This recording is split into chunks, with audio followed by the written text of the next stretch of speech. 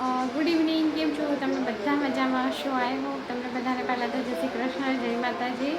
તો ગાઈઝ આજે છે ફ્રાઈડે છે ગાઈઝ.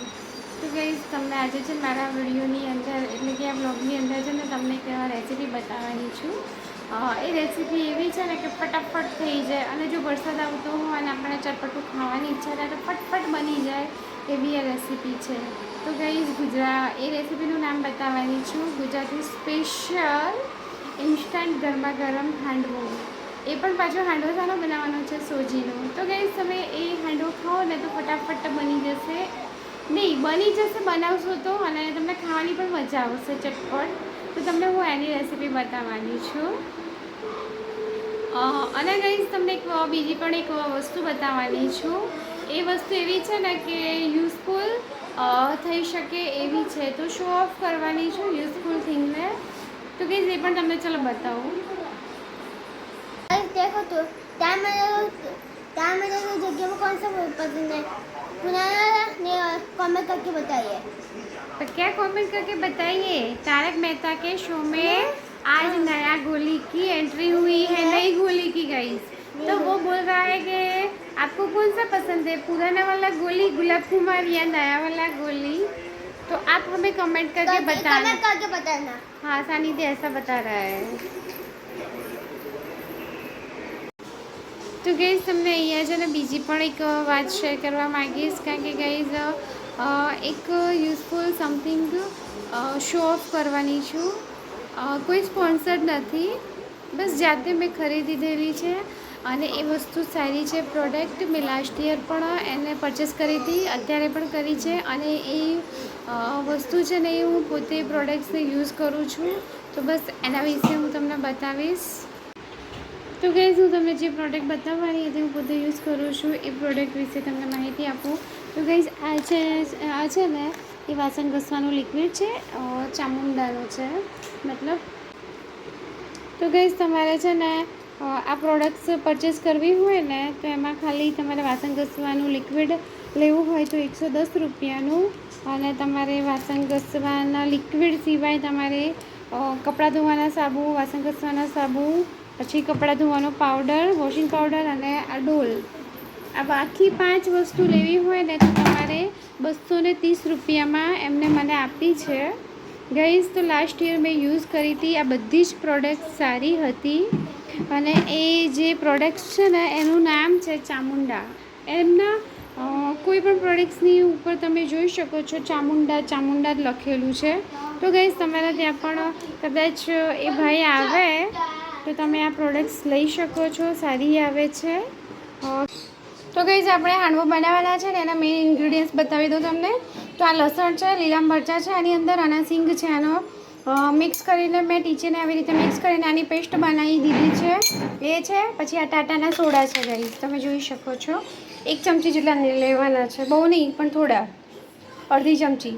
અને આમાં છે ને મીઠું, મરચું, મસાલ્યું છે આખું, એટલે જે જરૂરિયાત હોય એ પ્રમાણે આપણે આમાંથી એડ કરી લઈશું. અને તમે જોઈ શકો છો આ છે ને સોજી છે, અને સોજીની અંદર મેં છાશ નાખી દીધી છે, અને એમાં મેં હળદર પણ નાખી દીધી છે, અને મીઠું પણ એડ કરી દીધું છે આમાં. તો આમાં મીઠું છે ગાઈઝ, એ બધી જે જરૂરિયાત હતી એ પ્રમાણે મેં આમાં નાખી દીધું છે. હવે આ બેટર તો તૈયાર થઈ ગયું છે ગાઈઝ, પણ તો ગાઈઝ હવે જે આ છે ને આ પેસ્ટ લીલા મરચાં અને લસણ ને સિંગની એ આપણે એમાં એડ કરી દઈશું. તો ગાઈઝ આપણું આ છે ને ઇન્સ્ટન્ટ હાંડવાનું બેટર તૈયાર છે, અને હવે આપણે એને 10 થી 15 મિનિટ આપણે એને રેસ્ટ આપી દઈશું, પછી આપણે એના હાંડવો બનાવશું. તો ગાઈઝ આપણું જે આ બેટર છે ને હાંડવો બનાવવાનું એ રેડી થઈ ગયું છે. અને ગાઈઝ અહીંયા છે ને મેં તલ છે એ તલ આમાં એડ કરશું, વઘારીશું એટલે. તો ગાઈઝ હવે આપણું આ રેડી થઈ ગયું છે બેટર હાંડવાનું, ઇન્સ્ટન્ટ હાંડવાનું. તો ગાઈઝ આમાં છે ને મેં ધાણા કાપીને નાખ્યા છે. હવે અહીંયા તમે જોઈ શકો છો આ બાજુ છે ને મેં અડધાની અડધી ભરી જેટલું થોડુંક તેલ નાખ્યું છે, અને તેલ ગરમ થાય ને એટલે આપણે છે ને એમાં રઈ નાખી દીધી. મેથી પણ નંખાય, પણ મારા ઘરમાં કોઈ મેથી નહીં ખાતું, કડવી લાગે છે ને એટલે છે ને હું મેથી નહીં નાખતી. એમાં જીરું નાખ્યું, પછી ગઈ જા તલ નાખ્યા. હવે તલ ફૂટશે એટલે સાઈડમાં જતા રહીએ.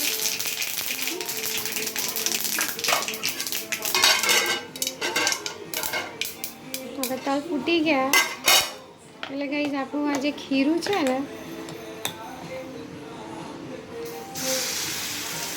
એ એડ કરી દઈશું. તો ગઈ આ રીતે આપણે એને બનાવીશું અને પછી છે ને આપણે હવે એની ઉપર ઢાંકી દઈએ 10 તો નહીં પણ 2 થી 3 મિનિટ જેટલું. તો ગાઈઝ તમે જોઈ શકો છો કે જે ખીરું નાખ્યું હતું ને એને પછી મેં આવી રીતે સ્પ્રેડ કરી દીધું, મતલબ થોડુંક આમ એ કર્યું, કોરું કરી દીધું.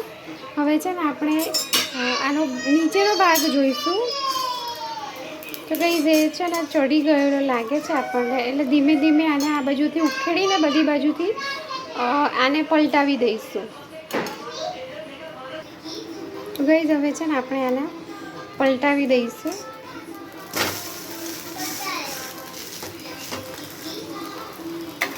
અને હવે એક બાજુ એને ચડવા દઈશું. અને આપણે લાગે તેલ ઓછું છે તો નાખવાનું, અને તમે ઓછું તેલ ખાતા હોય તો નહીં નાખવાનું, અને એને બરાબર ચઢવા દેવાનું. હવે ઢાંકી દીધું 2 મિનિટ માટે.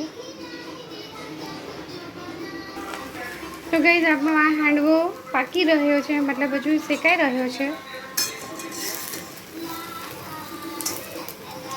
તો ગાઈઝ આ રીતે હાંડવો બનાવીએ છીએ ને આપણે, તો હાંડવો છે ને જલ્દી બની જાય છે અને ફટાફટ બની જાય છે. અને જે પહેલાં આપણે કુકરમાં બનાવતા હતા ને હાંડવાના, એમાં બહુ જ વાર લાગતી હતી, ધીમે ધીમે શેકાતું હતું એમાં.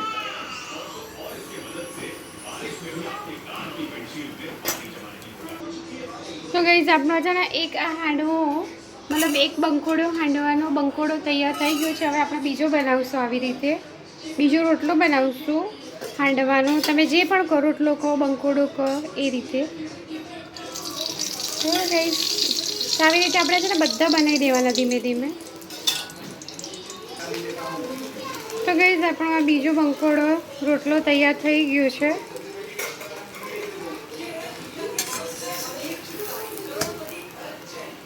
તમે જોઈ શકો છો.